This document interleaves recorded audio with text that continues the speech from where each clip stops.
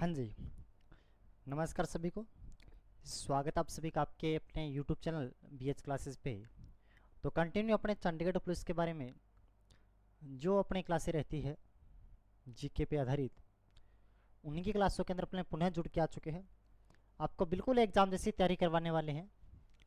जो क्या पैटर्न रहता है, कैसे प्रश्न पूछे जाते हैं और प्रीवियस एग्जाम के अंदर कैसे प्रश्न पूछे जा रहे हैं, वो सभी का निचोड़ निकाल के आपको हम क्वेश्चन देते हैं। बहुत अच्छे क्वेश्चन रहते हैं।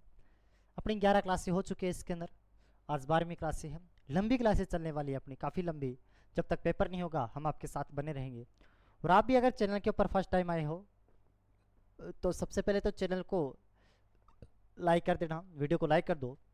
चैनल को जिसने भी सब्सक्राइब नहीं किया वो बटन को सब्सक्राइब भी कर देना, और साथ में जो घंटे वाला बटन है वो भी दबा देना, क्योंकि जैसे ही नई वीडियो आपको मिलती रहे तो आपको पता चल जाएगा। जैसे नई वीडियो अपलोड होती है आपको पता चल जाएगा या जीके की, मैथ की, साइंस की, इंग्लिश की कौन सी क्लास आने वाली है। आपकी कंटिन्यू सभी क्लासें मिलेगी, बिल्कुल सभी क्लासें देंगे आपको। और मॉक टेस्ट यहाँ पे बिल्कुल एग्जाम से पहले एग्जाम जैसी तैयारी के साथ में आपको उसी के सिद्धांत के ऊपर करवाया जाएगा। ठीक है, तो अगर आप पूरा चंडीगढ़, अगर मैं बात करता हूँ बेसिक बात करूँ, तो चंडीगढ़ पुलिस का पूरा आप कोर्स लेना चाहते हो तो कहाँ से, तो पूरा वीडियो कोर्स अवेलेबल है। एप्लीकेशन का नाम है टेस्ट माफिया, आपको डिस्क्रिप्शन में भी इसका लिंक मिल जाएगा, या फिर गूगल प्ले स्टोर पर जाके आप वहाँ से सर्च कर सकते हो और वहाँ से भी आपको ये मिल जाएगा। इसको आप डाउनलोड कर सकते हो, तो यहाँ से परचेस हो जाएगा आपका। साथ में अगर चाहते हो भी आप, सर हमें पढ़ने के लिए कुछ सोर्स भी उपलब्ध हो, तो वो भी आपको स्टडी मटेरियल भी अवेलेबल है, आपको बिल्कुल हार्ड कॉपी के रूप में घर पे भेजे जाएंगे। इसलिए आपको क्या करना पड़ेगा, ये व्हाट्सअप नंबर है था 7597500075, इसके ऊपर आपका ऑर्डर बुक करवाना पड़ेगा, और यहीं से आपको बिल्कुल फ्री होम डिलीवरी के साथ में आपका जो स्टडी मटेरियल है वो आपको घर पे भेज दिया जाएगा। ठीक है, तो वीडियो को लाइक कर देना भाई जिसने लाइक नहीं किया, और बटन को सब्सक्राइब भी कर देना जिसने बटन को सब्सक्राइब नहीं किया। और चलते अपने प्रश्नों के साथ में, सबसे पहला क्वेश्चन आपका जो रहने वाला है वो यही अपना सबसे पहला क्वेश्चन है। बहुत अच्छे क्वेश्चनों के साथ में पढ़ने वाले हैं, बस आप मन लगा के पढ़ते रहना। ठीक। सबसे पहला क्वेश्चन आपका, भारत में संविधान को कब अपनाया गया? भारत में संविधान को कब अपनाया गया? 26 जनवरी 1950, 26 जनवरी 1947, 26 नवंबर 1949 और 26 नवंबर 1950। सिंपल सी बात है, तारीख एक जैसी मिलती जुलती है। देखो, जब संविधान का निर्माण हुआ था तो हमें संविधान चाहिए था भाई, सिंपल सी बात है। अंग्रेजों के सामने हमारी जीत एक ही थी, हमें संविधान दो भाई, हमें खुद का देश का संविधान चाहिए, हम ये आपके संविधान को नहीं झेल सकते। हम तो वेट कर रहे थे कब लिखा जाए, कब पूरा हो और कब हम लागू कर दे। ये क्या बात का, भारत के संविधान को कब अपनाया गया? देखो, भारत का संविधान लिखना कब शुरू हुआ था? 9 दिसंबर 1946 को। 9 दिसंबर 1946 को भारत को संविधान को लिखना शुरू किया गया था, जिसे संविधान सभा की प्रथम बैठक कहा जाता है। लेकिन काम इतना ही नहीं था, लिखना ही नहीं था। देखो, आपको मैं बोल दूं कि आप एक कॉपी में दे दूं, आपको एक बुक दे दूं, और आपको मैं बोलूं एक कॉपी में सेम का सेम आपको उतारना है, क्या एक बार में आप सही लिख पाओगे क्या? चाहे कितने भी बारीकी से पढ़ लेना, कुछ ना कुछ आप गलतियां छोड़ ही दोगे उसके अंदर। लेकिन भारत का संविधान लिख रहे हैं भाई, एक देश को चलाने के नियम कायदे कानून लिख रहा है, एक वो ढांचा तैयार कर रहे हैं जिसे एक पूरे देश की प्रशासन प्रणाली चलने वाली है। कोई गलती की गुंजाइश बिल्कुल नहीं होनी चाहिए इसके अंदर। तो क्या किया जाए? कईयों को बोला गया भी आप तो आगे संविधान लिखते चलो, हम पीछे से पढ़ के आ रहे हैं। जो पढ़ने का काम करेगी उसे प्रारूप समिति बोल दिया गया, और जैसे ही प्रारूप समिति बोलती है भी बिल्कुल ओके है। देखो, हम तो आगे आगे गलती करेंगे, एक आधी गलती हो भी जाएगी, हम भी पूरी कोशिश रखेंगे आगे गलती ना हो संविधान लिखने में। लेकिन हमारे पीछे भी एक कमेटी काम करेगी, प्रारूप समिति काम करेगी, वो भी पीछे से देखती आएगी, पीछे से देखती आएगी। उनको लगे भी पीछे से अभी कोई दिक्कत नहीं है संविधान के अंदर, और जिस दिन उन्होंने कह दिया बेब गलती नहीं है, और इनको एक बार नहीं उनको 2-3 बार बोलेंगे भी, 2-3 बार पढ़ के देखो भाई, अभी भी कोई गलती लगे फिर भी हमें बताओ। देखो, जो प्रारूप समिति थी, या फिर जिसे बोलते हैं संविधान का वाचन तैयार करना, संविधान का वाचन करना, संविधान को बोलकर देखना, संविधान को पढ़कर देखना, तो संविधान को 3 बार पढ़ा गया था। आगे आगे कोई लिख रहा था, पीछे से संविधान को पढ़ते हुए आ रहे थे, वाचन करते हुए, संविधान को 3 बार वाचन हुआ था। संविधान का जो तीसरा वाचन होता है वो 26 नवंबर 1949 को होता है। 26 नवंबर 1949 को संविधान का तीसरा वाचन कंप्लीट हो जाता है। जो सदस्य इसमें लगाए गए थे वाचन करने के लिए, वो बोलते भी संविधान आज की तारीख में बिल्कुल ओके है, हमने 3 बार पढ़ लिया और तीसरी बार का आज तीसरा लास्ट दिन है। हमने संविधान को बहुत बारीकी से पढ़ लिया, बहुत अंडरलाइन करके पढ़ लिया था, कोई गुंजाइश नहीं है गलती की, 1% भी कहीं भी गलती नहीं मिली। तो हमने कहा भी फिर देरी किस बात की है? अगर आपको लगे संविधान बिल्कुल ओके है, देरी किस बात की, फिर संविधान को इसी दिन लागू कर दो ना, क्यों किस चीज़ का वेट कर रहे हो? बोले लागू करने से पहले एक्सेप्ट तो कर लो भी हमारा यही संविधान होगा। तो जिस दिन तीसरा वाचन कंप्लीट हो जाता है उसी दिन भारत का संविधान तैयार मान लिया जाता है। भारत का संविधान तैयार हो गया तो लोग यार तैयार हो ही गया अभी, तो किस चीज़ का वेट करें, कौन से मुहूर्त का वेट कर रहे हैं? जल्दी से लागू करो यार। जब संविधान को स्वीकार कर लिया गया, संविधान को अंगीकृत कर लिया गया, अधिनियमित कर लिया गया, आत्मार्पित कर लिया गया, जो प्रस्तावना में लास्ट में 3 शब्द लिखे गए हैं, आज दृढ़ संकल्पित होकर अपनी से संविधान सभा में मार्गशीर्ष शुक्ल सप्तमी विक्रम संवत 2006 26 नवंबर 1949 को संविधान को एतत् द्वारा अंगीकृत, अधिनियमित और आत्मार्पित करते हैं। ये बात वहां पे नीचे लिखी गई है। तो बोला भाई देरी किस बात की करिए, जिस दिन संविधान आपका तैयार ही हो गया, बिल्कुल संविधान ओके है, तो किस चीज की देरी है भाई? देरी किस चीज की? संविधान को बिल्कुल ओके है तो इस दिन लागू करो, इस दिन लागू करो। कईयों की याद आया लागू तो आज कर नहीं सकते, 26 नवंबर 1949 है, हमको तो तारीख वो यादगार बनानी पड़ेगी, कौन सी? जो 26 जनवरी की तारीख है, यानी कि 26 जनवरी 1930 को गुलाम भारत का प्रथम स्वतंत्रता दिवस बनाया गया था। इस तारीख को भैया यादगार बनानी पड़ेगी अपने को। बोला भाई कैसे बनाए? संविधान लागू तैयार हो गया तो लागू तो करना पड़ेगा, इसको किसी और तरीके से लागू कर देंगे, यादगार बनानी तो और तरीके से यादगार बना देंगे। तो फिर सोचा गया अगर आज की तारीख को कुछ करना ही है तो ऐसे कर दो, पूरा संविधान को छोड़ के 16 अनुच्छेद ही लागू कर दो, 16 अनुच्छेद ही लागू कर दो। तो 26 नवंबर 1949 को भारत के संविधान के 16 अनुच्छेद ही लागू होते हैं, ओनली 16 अनुच्छेद ही इस दिन लागू होते हैं। बोला गया पूरा किसने बोला आपको? 16 अनुच्छेद ही लागू कर दो, तभी बोला जाता है भारत का संविधान आंशिक रूप से, भारत का संविधान आंशिक रूप से यानी कि टुकड़े के साथ में कितनी तारीख को लागू हो चुका था? 26 नवंबर 1949 को लागू हो चुका, इसी दिन संविधान को एक्सेप्ट किया गया था, इसी दिन संविधान को लागू किया गया। बोला भी 26 जनवरी की तारीख को कैसे तो यादगार बनानी पड़ेगी, कोई तो मुहूर्त निकाल के लाओ। जो 16 अनुच्छेद लागू किए गए थे इसमें से एक अनुच्छेद था 394 में ये लिख के छोड़ दिया गया भी 16 अनुच्छेद तो आज ही लागू हो जाते हैं 26 नवंबर 1949 को, और बाकी जो शेष संविधान बच गया ना उसको 26 जनवरी 1950 को लागू करेंगे।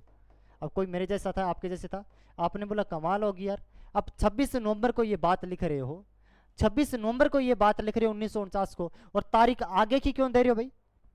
क्या खास है 26 जनवरी 1950 को? इन्होंने कहा भी जो कांग्रेस होती है, कांग्रेस के प्रत्येक साल में अधिवेशन हुआ करते हैं, कांग्रेस के प्रत्येक वर्ष दिसंबर में अधिवेशन हुआ करते थे, सेम उसी प्रकार का एक अधिवेशन था 1929 के दिसंबर का महीने का अधिवेशन से लाहौर अधिवेशन कहा जाता है, जिसकी अध्यक्षता पंडित जवाहरलाल नेहरू ने की थी। पंडित जी बोलते यार हमें पूर्ण स्वराज्य चाहिए, हमें पूरा साम्राज्य चाहिए। तो बोला भैया अभी अगला जो महीना आएगा, अगले महीने का अंतिम शनिवार आएगा, इसी दिन सभी हड़ताल करते हैं, सभी छुट्टी पर रहते हैं, और अगला जो शनिवार आना था वो 26 जनवरी को आना था, इसीलिए इस तारीख को यादगार बनाया जाता है। आपसे ये पूछा जा सकता है कब अपनाया गया, तो 26 नवंबर 1949 को अपनाया गया था। C number is the right answer. ठीक है, आगे चलते हैं। संपूर्ण संविधान को कब लागू किया गया? तो मैंने बता दिया 26 जनवरी 1950 को लागू किया, आंशिक रूप से 26 नवंबर 1949 को लागू किया गया। भारतीय संविधान का पिता किसे कहा जाता है? Father of Indian constitution. भारतीय संविधान का पिता किसे कहा जाता है? भारतीय संविधान का पिता किसे कहा जाता है? पंडित जी को, राजेंद्र प्रसाद को, एस.सी. मुखर्जी को, डॉक्टर बी.आर. अम्बेडकर भारतीय संविधान का क्या कहा जाता है? पिता कहा जाता है। डॉक्टर भीमराव अम्बेडकर को भारतीय संविधान का क्या कहा जाता है? पिता के नाम से जाना जाता है। आपका कौन सा? डी आपका बिल्कुल राइट आंसर रहेगा। मूल संविधान में कितने अनुच्छेद थे जब भारत का संविधान बना था? यानी कि 26 नवंबर 1949 को जब भारत का संविधान बना तो उस संविधान के अंदर कितने अनुच्छेद थे? क्योंकि भारत में बाद में तो बोला गया था, साफ साफ बोला गया था, अगर संविधान में कोई आपको अमेंडमेंट करना है, कोई संशोधन करना है, तो आपको क्या करना पड़ेगा? कुछ भी बात ऐड करनी है, कुछ भी बात को कम करनी है, तो आपको इसको संशोधन करना ही पड़ेगा,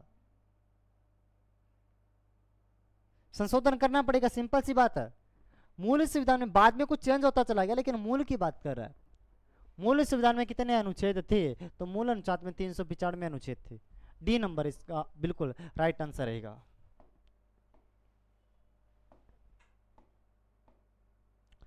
जब संविधान लागू हुआ तब उसमें कितनी अनुसूचियां थी? जब संविधान लागू हुआ तब उसमें कितनी अनुसूचियां थी? यानी कि जब संविधान लागू हो चुका था 395 अनुच्छेद थे, उसमें 8 अनुसूचियां थी, 4 बाद में जोड़ी गई थी, 12 अनुसूचियां वर्तमान में टोटल है, और 22 भाग थे, उसमें 3 भाग बाद में जोड़े गए थे। क्योंकि जब भी कुछ जोड़ा जाता है किसी न किसी संविधान संशोधन से जोड़ा जाएगा, तो पूछ रहा है मूल संविधान में कितनी अनुसूचियां थी? तो कितनी थी भाई? 8 अनुसूचियां थी। 5 का सी आपका बिल्कुल राइट आंसर रहेगा। आगे चलते हैं। जब संविधान लागू हुआ था तब उसमें कितने भाग थे? संविधान जब लागू हुआ, मैं आपको यही बता चुका हूं, अभी भी बता चुका हूं, जब संविधान लागू हुआ तब उसमें कितने भाग थे? तो उसमें 22 भाग थे। वर्तमान में उसमें 25 भाग देखने को मिलते हैं। वर्तमान संविधान में कितने भाग? बेसिक सा प्रश्न पूछा जा रहा है आपसे। वर्तमान संविधान में कितने भाग पड़ते हैं? वर्तमान संविधान में 22 भाग पड़ते हैं। वर्तमान में 25 भाग है, सॉरी, वर्तमान में 25 भाग है, मूल में 22 भाग थे। वर्तमान में 12 अनुसूची है, मूल में 8 अनुसूचियां थी। ठीक है, बेसिक। और मूल में अनुच्छेद कितने थे? 395 अनुच्छेद थे। ये भी बात आपको अच्छे से पता होनी चाहिए। वर्तमान में संविधान में कितनी अनुसूचियां हैं?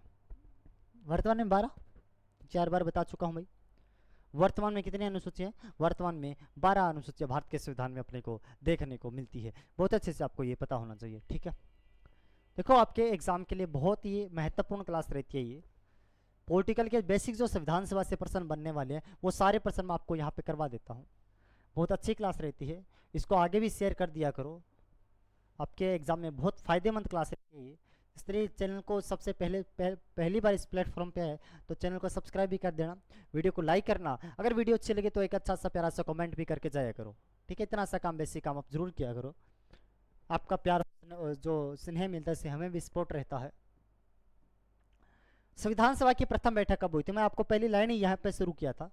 यहाँ से जब क्लास शुरू होती है तो सबसे पहली लाइन से मैंने यहीं से शुरू किया था। वो तारीख भी मैंने यहाँ पे लिखी थी। भारतीय संविधान की सभा का प्रथम बैठक यानी कि संविधान लिखने का जो पहला दिन था वो कौन सा दिन कहलाता है? 9 दिसंबर 1946 का दिन कहलाता है। 9 दिसंबर 1946 को संविधान सभा की प्रथम बैठक होती है, जिसमें अध्यक्ष डॉक्टर सच्चिदानंद सिन्हा को बनाया जाता है, जिसके उपाध्यक्ष एंथोनी को बनाया जाता है, फ्रैंक एंथोनी को बनाया जाता है। और बात करता हूँ 11 दिसंबर को दूसरी बैठक होती है, इसमें स्थायी अध्यक्ष के रूप में डॉक्टर राजेंद्र प्रसाद को बनाया गया। और बात करते हैं उपाध्यक्ष के रूप में आर.सी. मुखर्जी व वी.टी. कृष्णाचारी को बनाया जाता है। और तीसरी जो बैठक होती है उसे कहाँ कब बनाया जाता है? तो 13 दिसंबर को होती है। और 13 दिसंबर को यहाँ पे पंडित जी ने कौन सा प्रस्ताव रखा था? अगस्त प्रस्ताव रखा जाता है। 13 दिसंबर 1946 को पंडित जी ने अगस्त प्रस्ताव रखा, जो कि 22 जनवरी 1947 को संविधान सभा के द्वारा स्वीकार कर लिया गया। और इसी अगस्त प्रस्ताव को, उद्देश्य प्रस्ताव को वर्तमान में भारत के संविधान की प्रस्तावना कहा जाता है।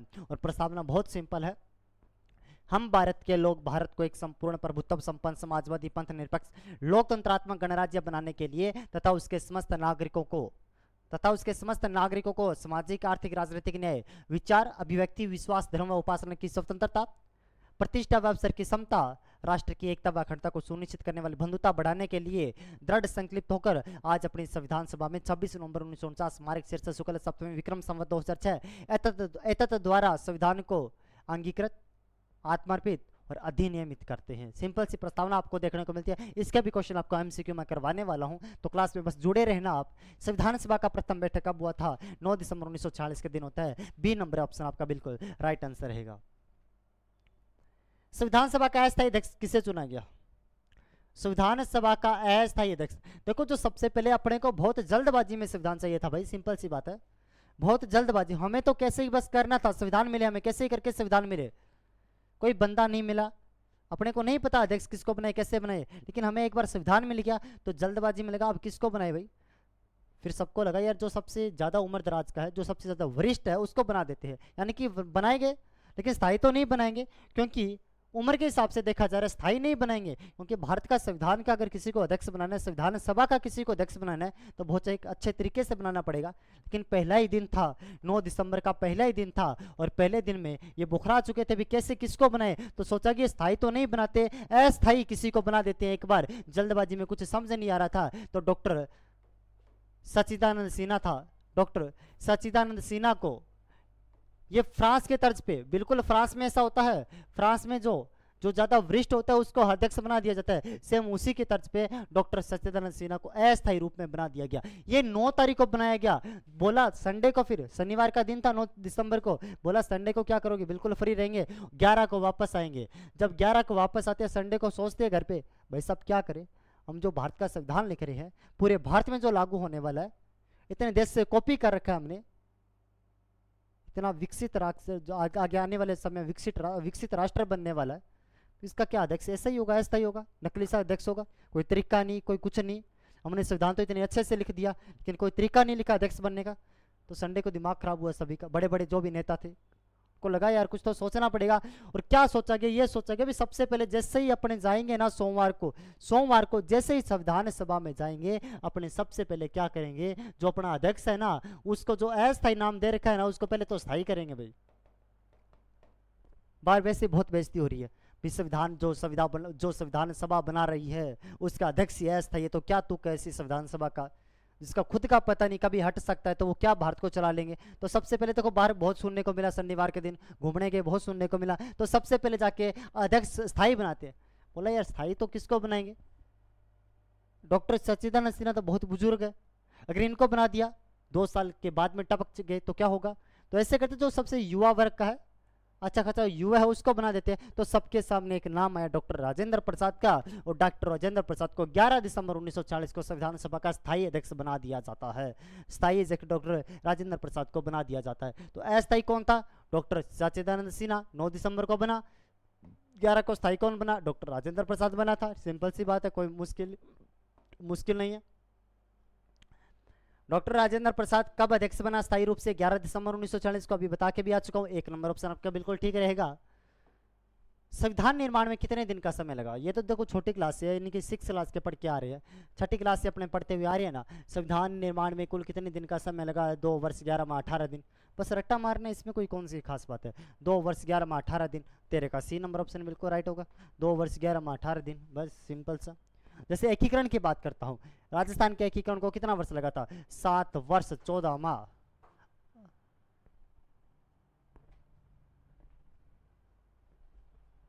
ठीक है, नेक्स्ट क्वेश्चन। पंडित जवाहरलाल नेहरू के द्वारा उद्देश्य प्रस्ताव प्रस्तुत कर संविधान निर्माण का कार्य प्रारंभ कर दिया गया। बिल्कुल सिंपल सी बात है, आपको बता भी चुका हूं अभी भी। पंडित जी ने उद्देश्य प्रस्ताव संविधान सभा में कब रखा था, यह बता चुका हूं आपको कब रखा था।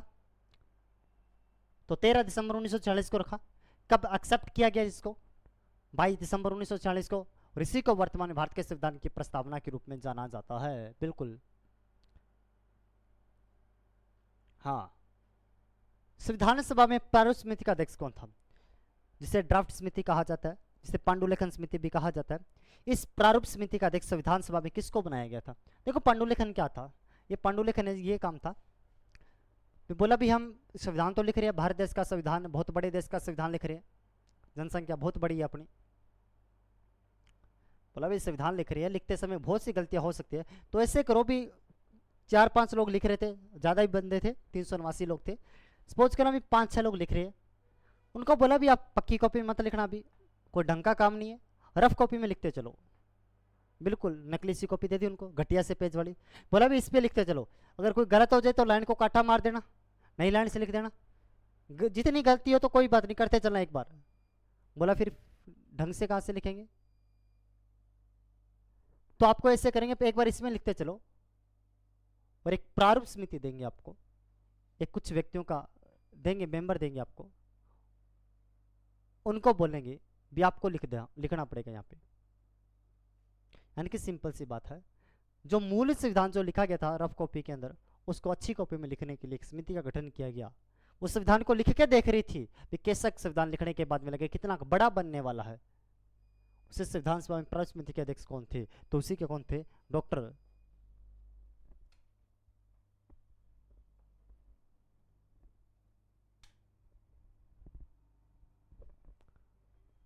तो इसके कौन थे? डॉक्टर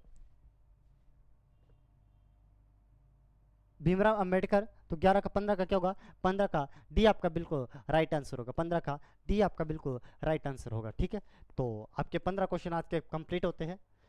अगर वीडियो अच्छी लगे तो वीडियो को देखो लाइक जरूर करना, जिसने सब्सक्राइब नहीं किया वो सब्सक्राइब भी करना, और जिसने बेल आइकन नहीं किया वो भी बेल आइकन कर देना, अच्छा सा प्यारा सा कमेंट भी करना।